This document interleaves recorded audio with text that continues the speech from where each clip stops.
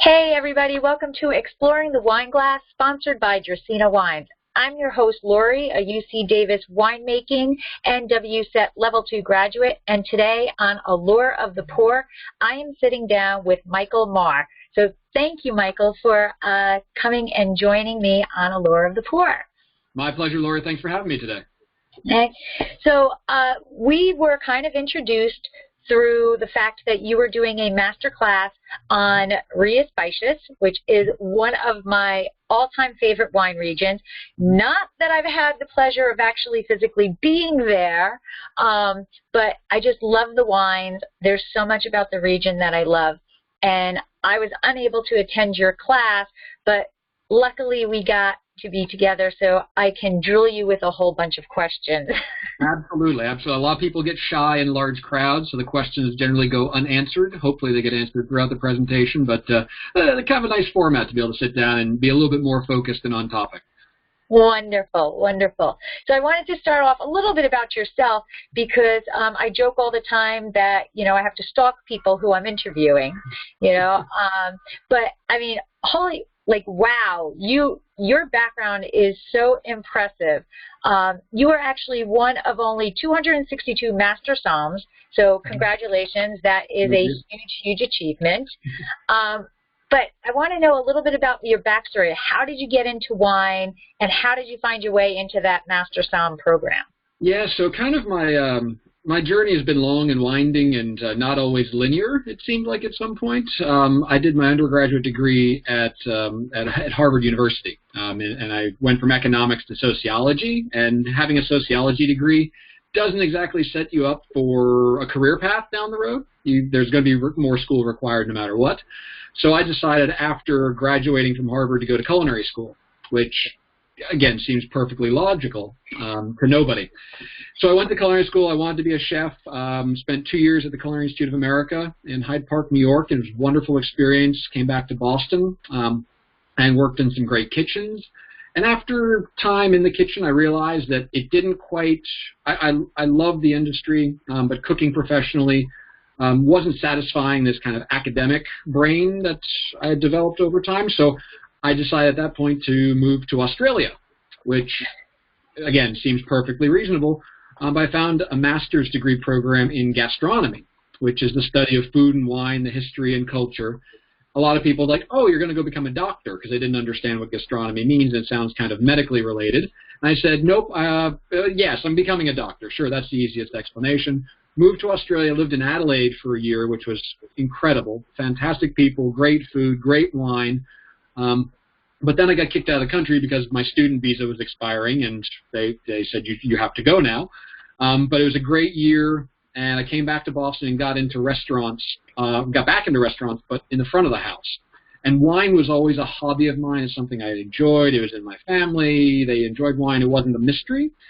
I was scared a little bit that wine was getting into wine professionally was going to ruin my love of wine, kind of cooking professionally tainted my love of cooking. But I got into the front of the house, got into wine as a beverage manager, as a sommelier, had some amazing mentors, and took my first, the introductory class for the Court of Master Sommeliers back in 2006 and passed. And after that, it's like, wow, this is an amazing group of people that know so much about wine. I would love to think that maybe someday I could be like that I could be half as knowledgeable as some of these people that were teaching. And just kind of kept learning and taking that education, the book learning, and taking it to the floor of the restaurants that I worked in, and training the staff around me and just being excited about it. That was the cool thing about wine, is the more that I learned, the more I could talk about it at work and get people excited, and the results would show. People would sell more wine. People would get more excited about wine, and just the enthusiasm taken to the table. People love that experience. So that's kind of how it happened. And then, you never take the introductory class, think you're going to be a master sommelier someday, but as you kind of progress through the levels and you meet more people who are on the same path and going through the same journey as you are, you make some great lifelong friends, and the solidarity and community that I built nationwide kind of set me up to advance my career. And it took me 6 times to pass the master sommelier exam. It was just as much as about perseverance. And kind of my own psychology as it was knowing about wine, managing nerves and, kind of understanding myself as a test-taking organism that's totally unexpected in just about any other industry you're in, but here's this really unique opportunity, and it was great. I don't look back with any regret whatsoever. The amount of time and money that I spent. Some people pass it in a year, and they're kind of freaks of nature. But I would never have wanted to go through that so quickly because I really feel like I've built these rich friendships and experiences over the years, going through the entire process and struggling. And once I did pass, it was an amazing feeling. So going back to the psychology of it, I mean, honestly, 6 times, for people who don't know the program, they're probably thinking to myself, oh my God, 6 times. But I'm thinking to myself, oh my God, only 6 times. It is a rigorous, very difficult program, and that is shown by only 262 people who have done that. So now I have a question that I've never asked anybody. Do you get a number? They used to have, I don't know what my number is. When there were fewer master sommeliers in the U.S., you kind of could count what number you were.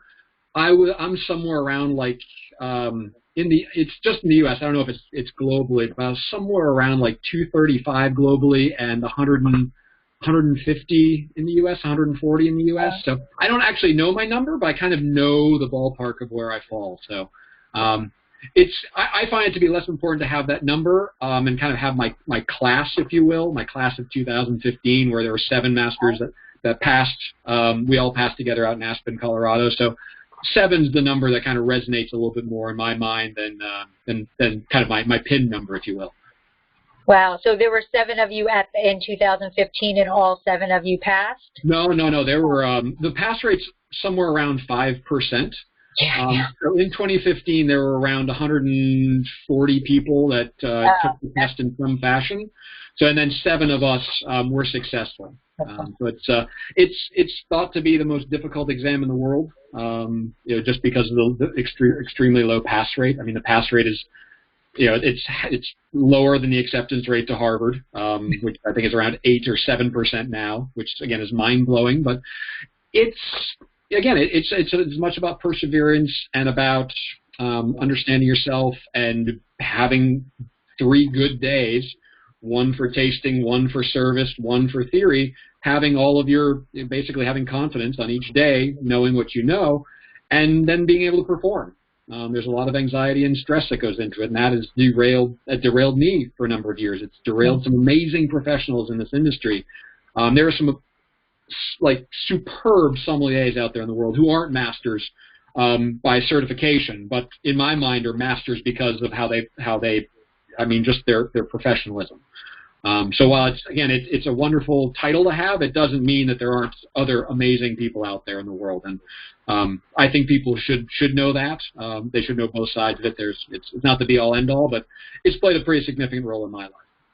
Yeah, it is. I don't know if this is politically correct to ask or not, but how do you feel about the fact that, on one side you must be so proud that you're part of that 5%, but on the other side of it, do you think that test is a bit too rigorous and too hard that maybe they should, Yeah, no, that's a fair question, and people have asked me that before. It's like, well, it's why does it have to be so hard? And the reason why is because it's the master sommelier exam. You have to have a mastery of information across wine, across spirits, across alcoholic beverages, about service, about tasting.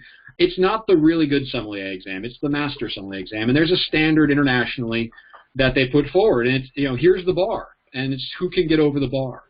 And I think Shane Bjornholm, who's the examination director for us here in the United States, has done a magnificent job of keeping that bar really consistent, at a consistent level where he sets it there and the exam committee goes over the test, and it's amazing how consistent 5% pass.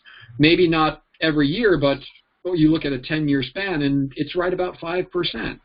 And that's just how it's borne out over the years. Do we want more master sommeliers? Absolutely. That's the whole point of our organization is to create more master sommeliers. That's why we have the programming we have, the examinations we have, the courses we have, the mentorship that we all put in, is so there are more master sommeliers. We want more people to be seen as masters in the industry, and professional, kind of people that that people just in the industry can look up to. We want more. But at the same time, we don't want to give it out if it hasn't been earned. So it's definitely a balancing act, and certainly it pulls both ways. When you do earn it, it's you've definitely gotten that standard, and there's really no question. No one becomes a master by accident. Right, absolutely. And I guess of those 262 people, they also don't want it to go from that 5% to like 50%, because then that kind of dumbs down your accomplishment. So and plus, you had people that passed back in the 1980s that had lack of. I mean, there's no internet. The books, as soon as they were published, went obsolete. I mean, the sourcing of information was more difficult, and so now it's like we have more resources available, but it's a matter of kind of standardizing it over time. Back in the 1980s, sure, the wine world was smaller. Now in 2019, the wine world is huge, but we have more access to it. We have more access to winemakers and Skype and all sorts of connectivity. That should the test be easier, or should the test kind of reflect our ability to get more information, and people can dig deeper? And again, it's understanding what mastery means on a really almost a daily basis, and trying to put forward the standards that reflects that. Wonderful. So let's go back to Australia, because I think I'm kind of fly by the night. Everybody's like, oh my God, you're going. They joke. Yep. My husband jokes all the time with me. He's like squirrel, and I'm I'm off on a new thing. So I'm that type of person who would go here, go there on this, But what made you just pick Australia? Well, there was So I was looking for a master's degree program and something that tied in with the decision that I made to go to culinary school. My passion for food and wine, and there were very few options for that back in the day. I mean, I could have gone to Cornell to get a master's in hospitality, and I think that was running about $70,000 for the master's program. I could have gone to Italy, but I did not speak Italian. I still do not speak Italian, so that would have been a challenge culturally. There was a program in Boston. I lived about 20 minutes from Boston, and I'm like, yawn, I can go to school in Boston. Or I found this program in Australia, which was the opposite side of the planet. And the Australian dollar versus the American dollar was very favorable. I think it was like 60 American cents bought one Australian dollar. So I looked at the price. It wound up being like $18,000 for a master's degree. And I'm like, that's a good deal. And then I got an apartment in Adelaide, downtown Adelaide, for like $500 a month. So it was amazing to just go live in this foreign country where you could argue they speak English. I will argue it's not really that close. You got to learn the dialect. You got to learn what you can and can't say. You got to drive on the other side of the road. It was a total cultural immersion, and it was great. The one thing I didn't really realize getting into it was how far away it was. I felt like I was on a plane for weeks, and it's like finally landed, and like I do feel like I'm on the opposite side of the planet now. I felt as far away from home as I ever did. But it was, again, a fantastic experience. I encourage anybody to visit Australia. It's a wonderful country, great food, great wine, great people, but be prepared. It's going to take you a while to get there. So maybe stop in Hawaii or something on the way. Yeah. It is a multiple ambient trip, right? Yeah. But just don't walk around the airplane trying to cook things up, because I know ambient tends to get some sleepwalkers sometimes. But so at that point, you were definitely more food focused than wine focused. Yeah. So that was kind of like my turning point. Australia was when I went the switch flipped from food to wine. My interest. I wrote my master's thesis on screw cap wines, and how in the U.S. this was back in 2005. In the U.S., it wasn't so much the public that was rejecting them. It was the gatekeepers. It was sommeliers and winemakers. Technology wasn't in the winery. Sommeliers didn't want to be misunderstood when they went over to a table and cracked a bottle. There's something romantic about taking the foil off and taking the cork out and pouring the wine. And the screw cap, they felt kind of cheapened that. It cheapened their duties in a restaurant. Now I think it's totally commonplace, and a lot of times these by the glass programs are determined based on whether or not they can open the bottle quickly and get a bartender to pour you a glass of wine, in 5 seconds. So it's really changed the whole rubric of wine service and wine sales. So again, it's a different place we are, 15 years past that. So again, it was wonderful because it tied in the academic, the food, the wine. So it all made sense after that. It's like, oh, this is where this is how I was supposed to go on my journey. So while you were there learning about food, in Adelaide, it's obviously wine. At least today it is. Yeah. And back then I think there was less of it, but it still was in the forefront, right? Adelaide, has been the capital of the Australian wine industry for decades. It's 54% of all the wine in Australia comes out of South Australia.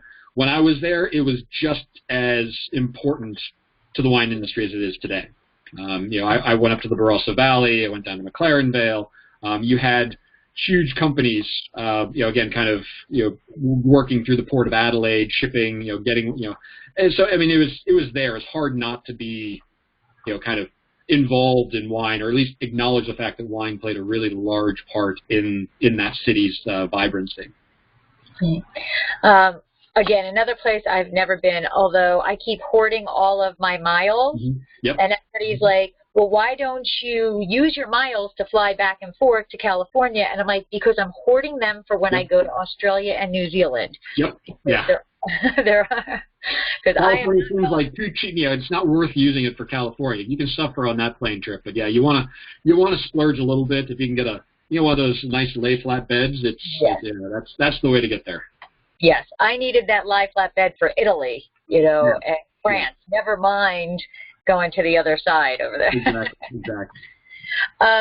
So you must also, so obviously addicted to education. You were saying, you like that education aspect, because in addition to being a master somm and having a master's degree from University of Adelaide, you also went through the WSET program for the diploma.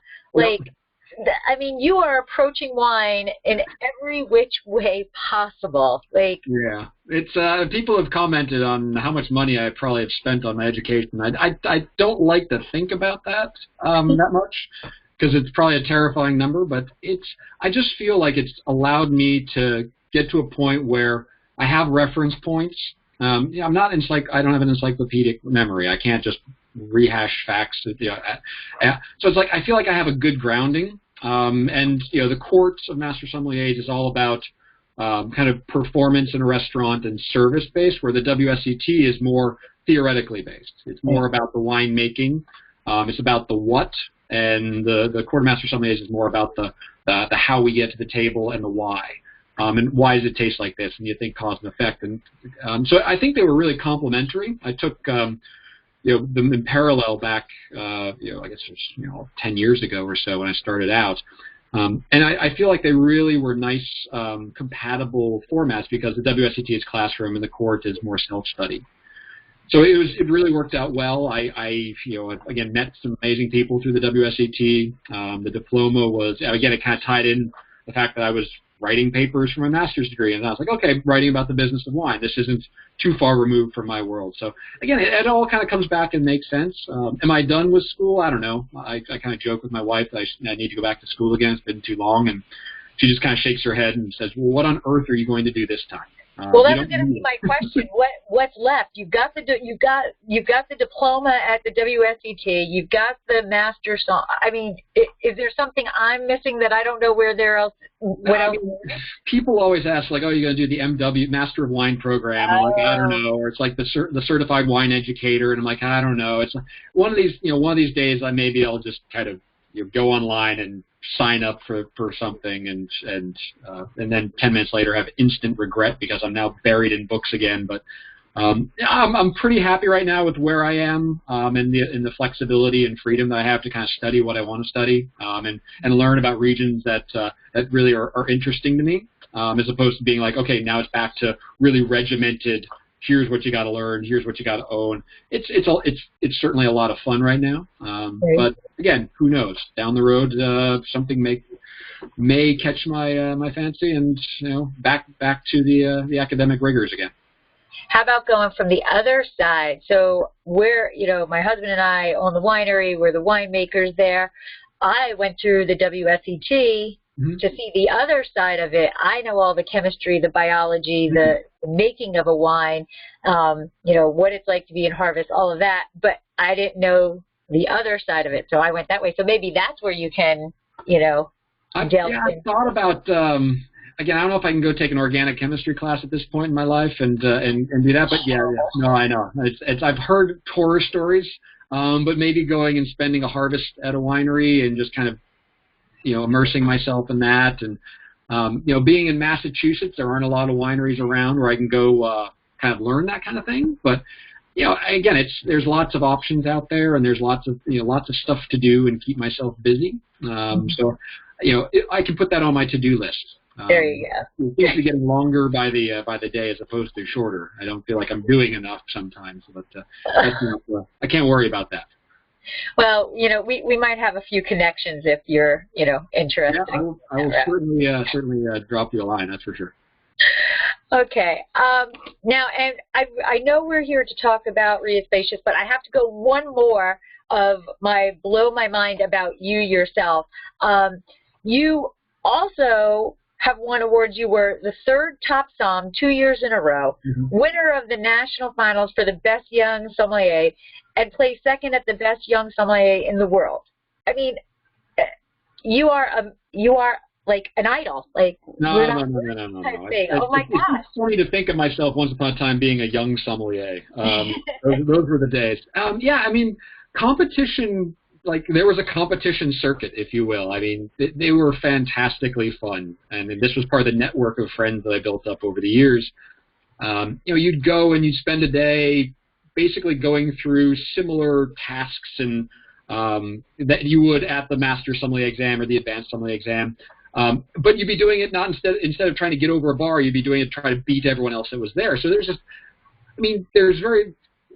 you can't really compete against your colleagues. You have you all have individual wine programs and different palate preferences, and so you hang out and you drink wine together, and it's there's a lot of camaraderie. So this was so different that we were just competing against each other. It's but at the same time, it's not like you're competing head to head. You're just doing your thing and they're doing their thing, and at the end of the day, you go have a beer and and you have a good time, and it was a lot of fun. I got to visit Spain when I went to compete at the international level.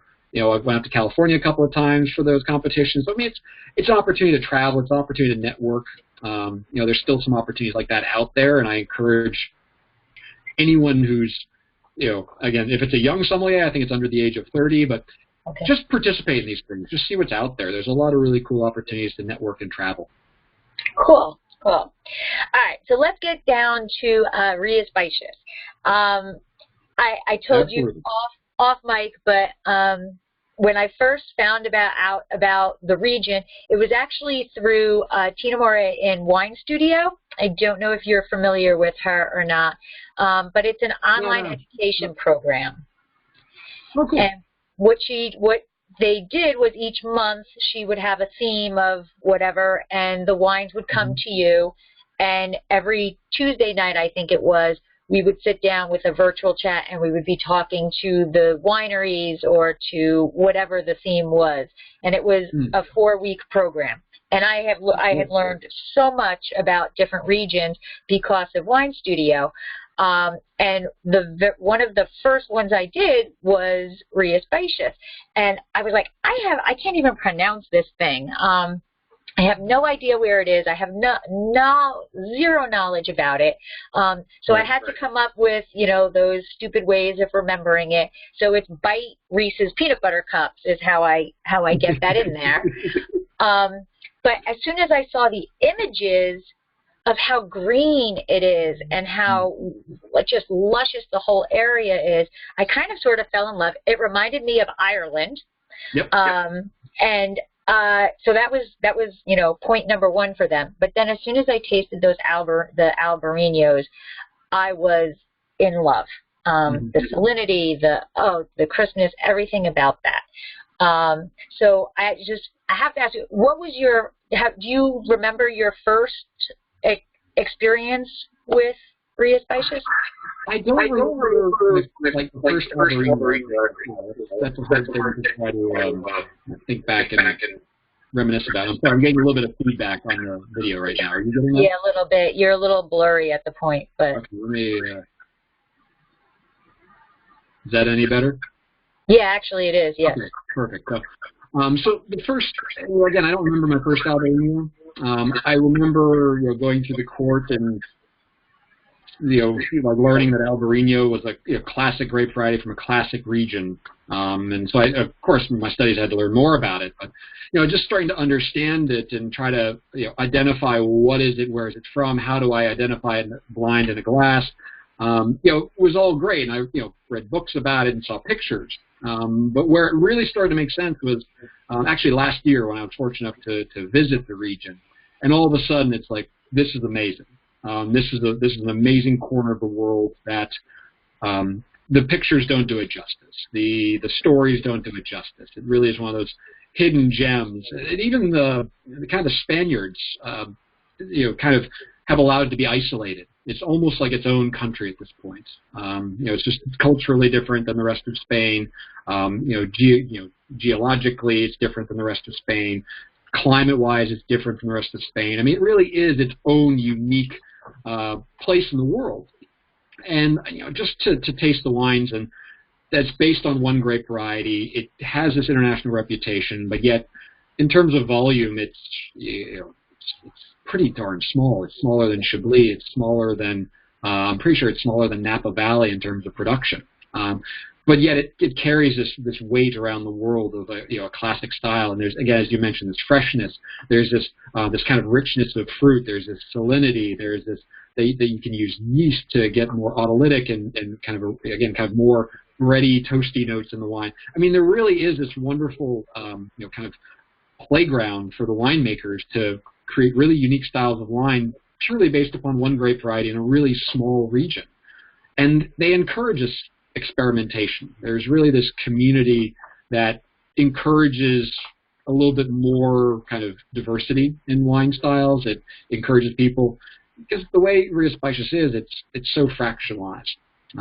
We think of winemakers, you have to have, here's my winery, here are my vineyards off to the side, here you look out over acres and acres of vineyards. And it's not like that in Ria Spices. Like, here's the winery, and they might be working with 50 or 60 different growers, each of whom has maybe an acre or two of land. So you really have, this kind of home base, this winemaker winery that's dealing with 50 or 60 different entities, different plots, different vineyards, different. Some people are more involved in the grape growing than others. Some are weekend warriors. Some are, they've retired and they do it full time. Some people are just doing it because it's been their generation or in their family for generations. So it really is about making sure everyone kind of adheres to a certain standard and keeping everybody honest. No one wants to be excluded from the harvest because their grapes weren't good enough. And if they do, then their neighbors are there helping them out, not being like, oh, you didn't do the right thing, we can't talk to you. It's like, let's help you get back on board next year. There's really this sense of community. And I think it's because of that isolation, because of the unique cultural influences in the area, that people just come together rather than push apart. And this is powerful stuff that you don't learn from books, but you learn by going and talking to the winemakers and talking to people who live there, eating the food, dining at their tables, just being a part of, again, kind of the environment. And all of a sudden you feel like this is a really amazing region that, each region has its own signature, but this is really something unique that I experienced that I didn't see in a lot of other regions in my travels over the years. So what do you think about this region makes it this DO that is dedicated to Albareño only, basically? What makes that region so special that Albareño is it there? Yeah, I mean, where it's located, I mean, it is essentially right on the Atlantic coast. It's right on that the northwest coast of Spain. So it is continually buffeted by sea breezes and fog and moisture. And Albarino has proven itself over the years to do okay in this environment. It's been in the region. They will claim that it's an indigenous grape variety. It's been there for hundreds and hundreds of years. But speculation is maybe it came from France, maybe it came from Germany, maybe it is indigenous. But it's something that had plenty of time to evolve and adapt. And fortunately, it hadn't had to do that in a global commercial scale. It's been able to do it at more of a small scale for farming. So, it wasn't about making as much wine as possible. It was making wine that the land gave you. And Albarino is perfect for this because, they've just found out that it's fairly resistant to rot. It does well in this cool climate where it retains acidity but still gets ripeness. And other grapes just wouldn't survive, wouldn't thrive here. And they've been maybe they've been a little stubborn over the years. Maybe something else could have taken its place, but didn't because they love the local flavor that Albarino brings. And you look globally, who else has had this kind of success? Nobody. No one has really done Albarino on a level that Rías Baixas has. And that's another big thing is once you find something that makes you unique in the world and you are good at it, you should probably stick to it because you don't want to enter into a bigger pond with bigger fish that you're trying to compete against for essentially table scraps at that point. So I think they found a really good niche, and their wines are spectacular with the seafood they get there. It's just part of their culture. They basically pull seafood right out of the ocean, put it on the table, cook it simply, and this wine shines with it. It really works well. So it's a perfect match. And if it ain't broke, don't fix it. And there's nothing broken up in Rías Baixas. Now, they are specifically, that DO has been created specifically for Albarino. And in fact, at one time, the region was called Albarino. But thanks to 1986, when they entered the European Union, I guess the union laws decided that was too confusing. They didn't want to do that. So that's where Rías Baixas came into play. So they are still dedicated to Albarino, but in order to claim that on the label, it must be Albarino. But are there other grapes in the area that they can just, to adhere to the DO, it has to be a minimum 70% Albarino. And you can use grapes like Lurera and Treixadura. There are red grapes that are allowed to be used in the appellation as well. You have different styles of wine, but Albarino is the backbone of classic Rías Baixas. Even when you see these blends, minimum 70% Albarino. So it's great because everyone has that foundation of which to build upon, this successful grape variety. And maybe you have a little bit of a warmer climate, you want to blend in some grapes that maybe retain a little bit more acidity. Or maybe you want something that's a little bit, maybe gives them more of an oxidative quality to your wine. Again, it's common. It's common over there, but for most exports, a lot of the wines that come over to the United States, we like to know what grape it is, and if they can put Albarino on the label, they're going to try to do that, and that means basically going with something that's pure, if not, 95% or better Albarino. So they realize it's as much marketing, even though the DO doesn't allow them to use the word Albarino, they can put it on the label if they adhere to a strict level in their wine. And you had mentioned that in production-wise, they're rather, smaller than Napa or whatever, but in size of actual region, like how big are they? Yeah, it's not big. You can drive from Condado de Tea or Rosal, which is down the south around the Portuguese border, up to Ribeira do Uia. Up in the north, maybe it'll take you about an hour and 15 minutes. So again, it's not huge. There's not a lot of land under acreage, even though it is a kind of a large geographic area. Not all of it falls under one of the subzones. So it's deceptively small.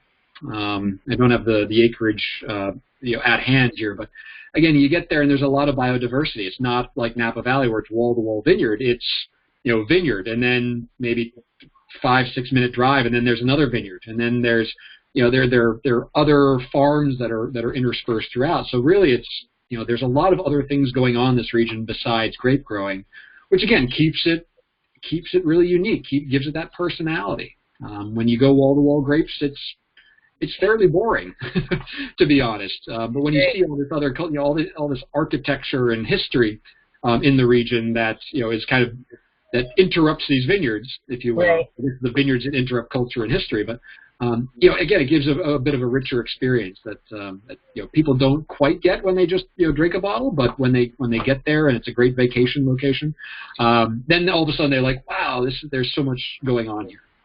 Okay, so actually, that was going to be another question to ask you. If people want to visit the area, how receptive are they to visitors? How easy is it for people to visit wineries? Is it appointments? Is it, hey, here's my house? No. It's absolutely, it's worth visiting. A lot of the wineries have websites that do have an English page on it. There's a lot of tourism that happens, not necessarily just within Spain, but also Germans, British. It's a very popular spot for European vacations as well. I mean, kind of that whole Atlantic coast on the Iberian Peninsula is very popular. But they would absolutely. It's always recommended to make appointments, just because it's a different culture. They do take a couple hours off in the afternoon. The hours of business are different, so it's always good to line something up so you're not disappointed. But most wineries will absolutely welcome guests. They would love to show you the wine. They'd love the fact that you traveled all this distance. You fly into Madrid, and then it's a quick 1 hour flight up to Vigo, and then it's again maybe half hour, 45 minutes to a whole bunch of wineries you can visit. And then you're not far, no matter what, you're not far from a city where you can have an amazing culinary experience as well for dinner. Oh, sounds wonderful. It is. It's not a bad place. Incredible. Sounds incredible. Hey, so what really makes Rías Baixas, at least from what I've read, is that there's the main rivers of Galicia, and I will probably kill how to say them, but the Minho, Sil, Ula, and Larez. Yep, absolutely. Yep.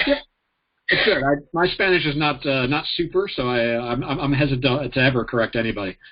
Okay, so these rivers actually flow right into the Atlantic Ocean, and as the biologist, I've always loved estuaries, and that's really what is in the heart there of the region.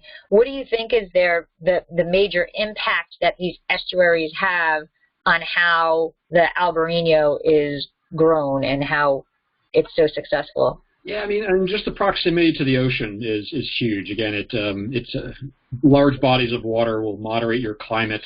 It'll keep it more temperate. Maybe it'll, give you a longer growing season. There's not a lot of risk of frost here, so you can get sometimes late harvest grapes. Moving, the rivers certainly keep air masses moving. So when it does get cold, these rivers will help carry cold air away from vineyards, get that circulation going. Again, it's hard to. I mean, you can't just to get inland. Certainly, it becomes a little less impactful. The estuaries, but I mean, you get the cold water of the Atlantic, you get the warmer water from the rivers, you can get some fog, you can get some some humidity in the area, which might present a problem for mold and rot in the vineyard. But the way that the Galicians have combated this in Rías Baixas, they've built these pergolas up, maybe 7 feet high, and these giant granite blocks that are 12 inches across into the ground, and then they'll run wires across, and they'll grow the grapes up on these wires. So they're 7 feet above the ground, which will allow that air to flow right through the vineyard, which will help dry out your grape bunches, which will help to, again, get rid of any rot or mold and pests and anything. So they're using nature to help eliminate all those pests and disease vectors. And the downside is when you're harvesting your grapes, you have to look up, and your arms are above your head. And we got to do this last year, and like 20 minutes in, your arms are just ready to fall off. So I've done harvest both bent over when my legs just want to fall off, and now over my head where my arms are just shot and feeling like jelly. So, but this is what they've come up with, and it works. And it helps them, again, get consistency in a region that is hugely inconsistent for weather and climate. So that those pergolas are really cool to see. I mean, I didn't see them live, but in pictures, they're really cool. And it's just genius if you think about it, because I always kind of think, well, how did we get to this point? So they must have originally been growing the vines a certain way, either, head trained or trellising them or whatever. But over the time, they realized that they needed these pergolas. Do you actually see, are there regular trellised vines also? Yeah, absolutely. When you get down further to the south, in Orozal and Condado de Té, it's a little bit warmer. You're not getting quite the humidity that you are going to get in Val de Salnes. So you actually will see a lot more traditional viticulture there. A lot more your cordoned vine training system, vertical shoot positioning, things like that. But you get to Val de Salnes, and there's a lot more of the pergola, just because again it's the necessity to combat mold and all that moisture. And the other, it seems like almost over the top that they're using these giant granite blocks, but there is so much granite up here in Galicia that, if you ever want to build anything out of granite, go there, because they have it to spare. All these houses have been standing for hundreds of years, and they are just the most solid things you've ever seen in your life, and they're beautiful. So it's just part of their culture and part of their history, and they've made the most of it. So they have granite posts sticking out of a lot of their vineyards, and you're like, this is kind of cool. You think about how much a granite countertop costs, and you're like, these guys just have it essentially everywhere. $1 million right here. Exactly. It's like, how much is this worth? And they're like, what? It's just a rock. It's just what we got. That's awesome. But I wonder what would be better. I'm thinking, I've had back surgery and I've had shoulder reconstructive surgery, so I'm not sure which one I would prefer to be doing. I think both. Maybe both. Maybe do 20 minutes of the pergola and then 20 minutes of the traditional kind of head trained vine or something like that. It's like, but it's rough work. Last I read, there were approximately 6,500 wine growers, and as you mentioned earlier on, they all have very small plots, basically like a half an acre, somewhere around there. And you mentioned that they're very supportive of each other. When, to help each other out. But when they're making the wine, are they basically like communes? Are they cooperatives, or is everybody making their own wine? Some are cooperatives. There are some cooperatives that are in existence. Paco y Lola is one of the cooperatives that are in place where everyone kind of gets a little bit more of a say. But there are wineries that are not cooperative, and they basically contract out with these growers, and they say, here's what we're looking for, here's what we're paying. And if your grapes meet the standards, and that's how it's a little bit more of a traditional model, if you will. But there's this kind of balance between the two, because you're dealing with so many growers. Some people don't want any input into making wine. Some people have no idea and don't want to have an idea about how to make wine. So they're very happy just selling their fruit off and just being like, let the people that are in charge of it take care of it. Other people that are a little bit more involved, and they want to be a part of the process and make decisions about winemaking and packaging, and in that kind of communal effort, if you will. And that's again, they have avenues for both, depending upon who you are and what your goals are as a grape grower. Do the wineries there? There's some very large wineries in terms of their region. Are there estate fruit wineries?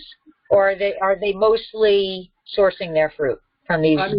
Just about every winery has to source some fruit. There are some very small wineries that I'm sure could be totally estate-driven, but I don't recall any that when I was there that were 100% estate-driven. I don't think it's economically possible. And if it is, then you're just not going to have the volume to do anything more than just kind of local or domestic, kind of distribution. So we wouldn't see any over here. Certainly some of the bigger wineries might start working on single vineyards or more isolated parcels as they, kind of expand their global footprint. But it's just not something that they're ultimately concerned about at this point. They just feel like their standard of quality, top to bottom, is so good that they don't have to put all sorts of kind of frivolous words on their label that might not mean anything to people that are buying it. Okay. And what do you know what the ratio of exported to domestic is? Yeah. So it's if my numbers are correct, they produce about 2.5 million cases a year in Rías Baixas, which again sounds like a lot, but that's it for global production. About 31% of that gets exported, which is about 780,000 cases. The U.S. and the U.K. are two of the biggest markets. So, I mean, you think about it, 69% of the wine they produce stays in Spain. They want to drink it. They want to drink it. Because it's delicious. But they're looking to expand their markets, their footprint internationally, which is great. The problem is, again, a lot of these wineries are small. They can't tackle the world. Maybe they can go to one country or another. And the United States is a really big market. If they come here, they got to have, either the volume or realize that they're not going to get to all 50 states. They got to be a little bit more selective about where they go into in terms of getting their wines on the shelves and into restaurants. I have to say, I think that over the last 5-6 years, that Albarino in the United States has really taken off. I think that people are starting to realize, I mean, I don't know how they're doing it for the price they're doing it, but the QPR of these Albarinos that are coming over are just amazing, And we're starting to see more and more aged wines coming over. That's kind of the next step. And some wineries like Paso de Señorans, Paco y Lola are starting to hold back some library selections. So they're starting to release 7, 8, 9-year-old bottles, that intentionally aged, intentionally made for aging, and they are magnificent wines. When I was there last year, we tasted all the way back to 2002, 2001. Oh, wow. And you just never think about Albarino being worthy of aging because we just don't see it. But once you see, you get amazing, the top quality fruit aged on lees for a bit, put into bottle and cellared, and it's wonderful. I mean, it starts to develop some notes of, like you expect out of Riesling, some for Chardonnay, but yet still has this really floral, lively character that can only be Albarino. So again, they're starting to try to figure out what's next. Sparkling wines are something that have caught a lot of attention. I've had one. I don't remember who the producer is, but good. They're really good, and it's there's again, people want to drink sparkling wine. This is great sparkling wine that doesn't cost a fortune. It's maybe half the price of an entry-level champagne. So, do you want? Is it your Saturday night wine? Maybe not. Maybe you could have it on a Tuesday or Wednesday, and that's great because these wines are meant to be drunk and celebrated and had with food, and that's kind of their primary concern. It's not about image or marketing. It's just drink it, and enjoy it. Okay. Now, earlier you piqued my interest because you said late harvest. Mm-hmm. So. I have never seen one. Have you had a late harvest Albarino? I did. It's again what you'd expect. It's it's concentrated. It's luscious. It's kind of amber in the glass. It's not a big production, but that being said, it is something that they do make. Seeing the global market for sweet wines right now, it's probably not the best economic strategy because that portion of the market seems to be shrinking, while right. Table wines, white wines are expanding. So it's a fun thing that you probably will only see when you get there. But they do make them. Absolutely do make them. Another reason to get on a plane and get there. That's it. Okay, so the DO itself, Rías Baixas, has actually 5 subzones. Yep. Hey, so can you give us a little, a little bit brief introduction into each of those regions and what makes each region so special? Sure, yeah. So you kind of have to start with Val de Salnes, which is essentially kind of the heart and soul of the DO. This is where about almost two-thirds of the wine comes from. This is where a lot of the big wineries are located. This is, again, without Val de Salnes, you wouldn't have the DO as it is today. This is where a lot of it started. And this has that classic oceanic influence. This is right on the Atlantic. You can stand in some vineyards and you just look right out into the ocean. So this is where the Patas, the Pergolas are. This is where a lot of the fishing and trade takes place. So it really is kind of the heartbeat of the region. If you go a little bit further to the north and east, Ribera de Ulla, this is it's fairly new. It's kind of like, okay, we're getting off the ground. We need some more land that kind of qualifies for the DO. It doesn't quite have the oceanic influence. It still has some of that granite and weathered down soils, but it's a little bit more focused on blending. So while you will see quite possibly some Val de Salnes delimited wines, probably Ribera de Ulla not so much. Turning to the south to Sotomayor, this is the smallest region. There's not a lot of wine coming out of here, maybe only 5,000 liters or so. And it's, again, more for blending, more for small farmers, more for just kind of bringing more people into the fold. You know, once it proves itself to be a quality, consistent wine region, we'll see more people probably venture out there. There is a little bit more land to kind of harvest from. And a lot of the wine that is grapes that are grown there is not made into wine there. It goes to other wineries in other regions. So again, it's based more for blending and for sourcing wine to go into the DO as a whole. Moving south, the two southern regions, Orozal and Condado de Tea. Orozal being on the Atlantic coast, right on the Minho River. You get a lot more oceanic influence, but because we're further south, you start to see some warmer temperatures. This is where you're going to find a little bit richer style. A little bit more alluvial soils, so a little bit more sandy soils. Not as much humidity, so you won't see the pergola, the potas, as much as you will up in Val de Salnes. But it provides a lot more, this can provide a little bit more texture, a little bit more richness, maybe a little bit more tropical and orange notes rather than the kind of more sour citrus, a little bit more kind of sharp, crunchy fruit that you'd find up in the northern parts. And then Condado de Tea, a little bit further inland, a little bit warmer.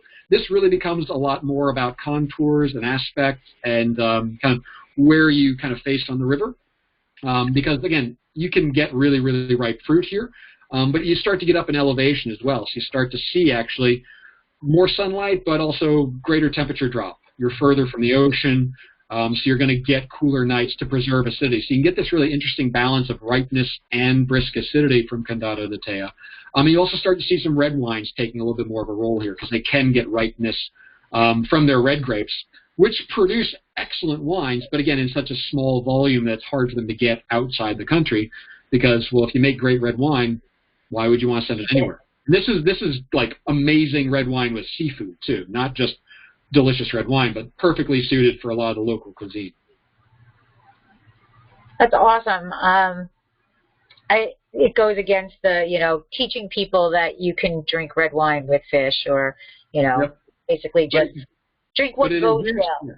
It adheres to the maxim of what grows together goes together. So it's there are different ways you can make any statistic or any rule work as long as you have the right perspective.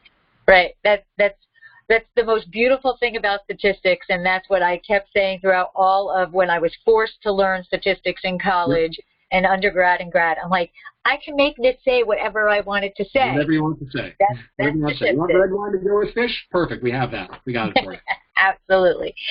Now, one of the things that I absolutely love about the DO is that over 50%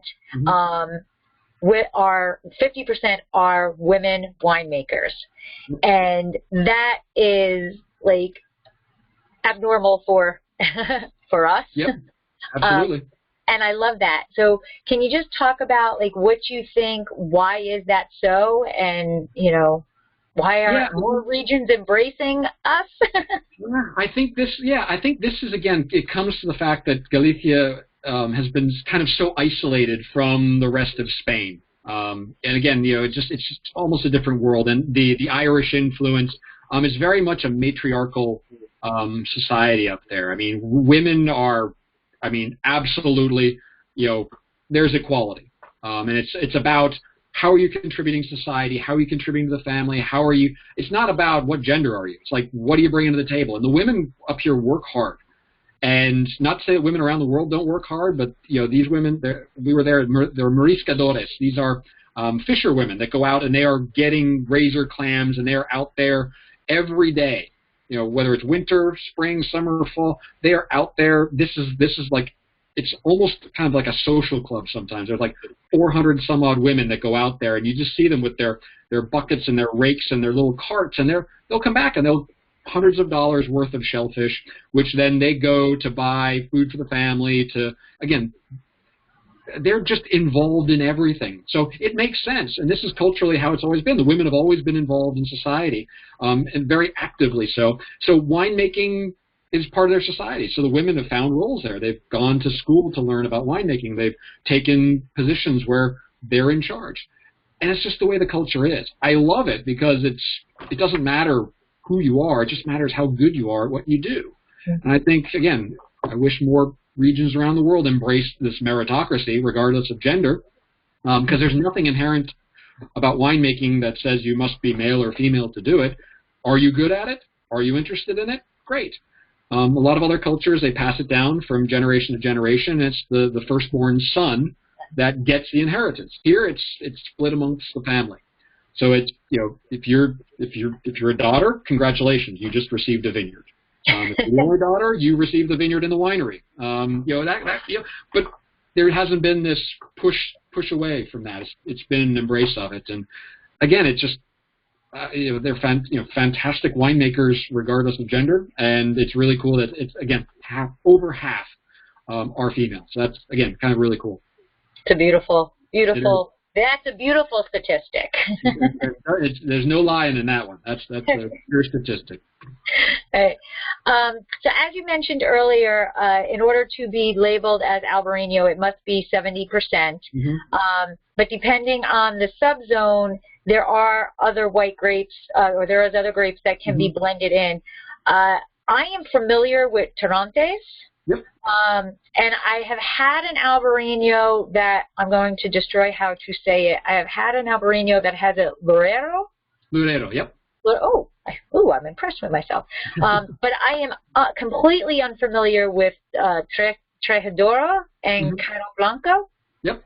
So can you talk about these other grapes? Yeah, so a lot of these are traditionally blended together. If you head over into Portugal, you'll see actually a lot more blending taking place down there just because of the warmer climate. These grapes tend to do better in drier, warmer areas. So Albarino is much more suited to the kind of the moisture and humidity of the northern parts of Rias Baixas. But getting down towards the south, you will see these other grapes. Some of them retain acidity. Later in the harvest so that you can balance things out. Some are a little bit more oxidative or maybe even a little bit more neutral. So all that ripeness and richness you get with Albarino can be balanced out by maybe a little bit more nuttiness or just a little bit more kind of focus on acidity without adding a lot more weight to the wine. So this will all depend on where it's grown and what how it's cropped. So, but these tend to be a little bit lighter in terms of style. Albarino being 70% is going to be dominant. So it's kind of like how a chef would use salt and pepper. You want to use a little bit of it and go a long way, and you tweak your blend every year to make sure that it represents kind of a style that is true to Rias Baixas. So, you won't find too many wines, 100% Lurero, 100% Trechadura. But when you get to taste them and you kind of see like, oh, this is a building block that would make really a lot of sense with this really ripe style of Albarino. This brings it back into balance a little bit more. So again, it's fun that they get to play around with it, and it's not just only Albarino. It's, can you make a wine that tastes good? And if you can, great. These are the tools we're going to give you. These are the grapes that you can use, and we want you to have all the success in the world. Right, because I guess it would be rather difficult to have a DO that you could only have 100%. I mean, right. I don't know. Is there a DO that is of anything that must be 100% of anything? Yeah, for Ribera del Duero, it has to be 100% Tempranillo, or it's. So it's. Okay.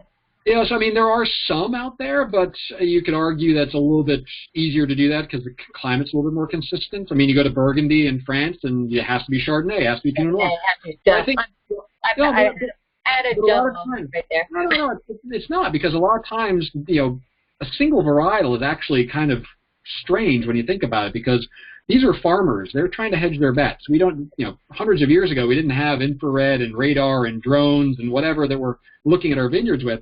It was, can you make a wine every year? And in order to ensure that, you planted different things because they ripened at different points. And if you had frost late and you had a grape that ripened early, then great, you were able to still make wine. If it was warm, then you were able to make more wine because you had another grape come online. So it was about hedging your bets. It wasn't necessarily about varietal purity. It was about just, can you make enough wine to survive and to sell and to actually taste good? So blending is a very common thing. We've just gotten to a point in our wine consuming culture where if it's not a single grape, our brain has a harder time processing it because we tend to identify with brands really well. Right. Grapes almost become brands. And so when you blend brands together, it kind of messes with our perception of how the world is supposed to work these days. Right. And, you know, in the U.S. where we can call it a varietal, even though it is technically a blend. Right. 75% Cabernet, no problem. You can blend it with whatever else you want, and you can still call it Cabernet, even though it might not even taste anything like a Cabernet. Correct. Especially depending on what you're blending into it. Yes. Exactly.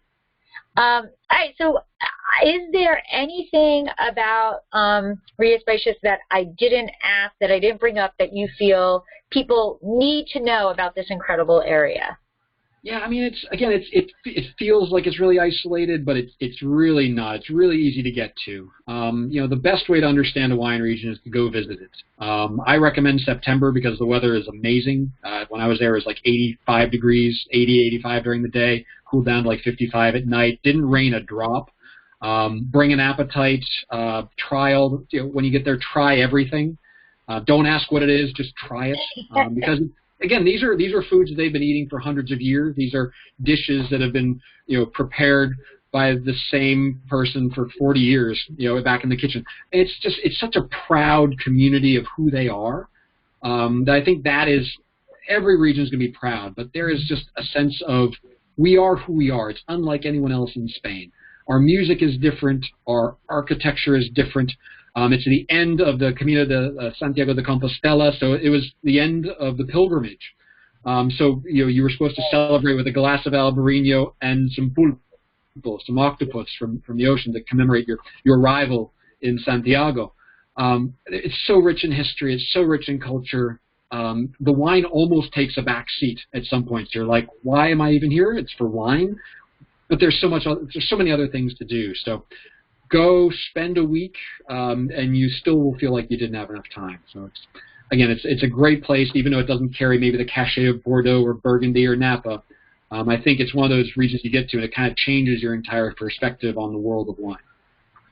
Well, I certainly hope to be able to visit one day, although I really am, by how much I'm enamored by it, by what I've researched about it, I'm really worried that if I get there, I might not ever want to leave. That is a problem. There's a lot of jamón and delicious foods to eat. Yeah, it was really hard coming home and going into withdrawal from all that deliciousness. Excellent. So as I kind of let you know earlier that we always end our episodes of Exploring the Wine Glass with a little game of opposites. Yep.